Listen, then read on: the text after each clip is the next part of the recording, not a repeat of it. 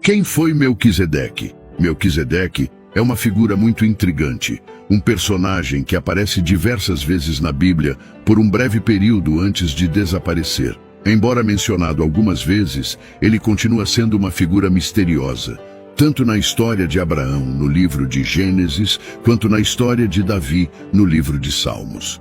Melquisedeque aparece pela primeira vez como o rei sacerdote de Salém. Em hebraico, seu nome se traduz como Rei de Justiça, ou Rei Justo. Melquisedeque é um enigma que aparece no livro de Gênesis, capítulo 14, que é um enigma em si. A história começa com uma guerra mundial, que Abraão lidera contra os 4 grandes reis, que acontece no norte da terra de Canaã. Na história, Abraão é apresentado como um militar com um grande e forte exército, o que é uma coisa incomum. A Bíblia descreve uma reunião única entre Abraão e Melquisedeque, depois da Guerra dos Reis, na qual Melquisedeque trouxe pão e vinho e abençoou Abraão. A Bíblia não nos diz de onde ele veio ou a qual grupo ele pertencia. Sabemos que ele foi um rei completo e sacerdote do Deus Altíssimo, e também que Abraão o honrou e lhe deu presentes sacerdotais. A Bíblia diz: "E louvado seja o Deus Altíssimo que entregou seus inimigos em suas mãos." Então, Abraão lhe deu 1/10 de tudo.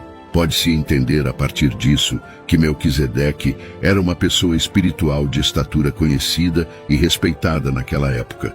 Mas além disso, não sabemos nada sobre ele.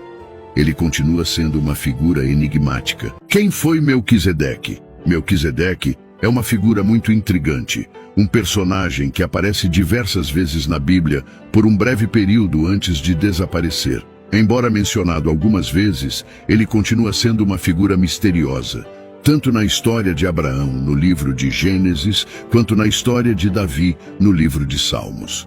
Melquisedeque aparece pela primeira vez como o rei sacerdote de Salém.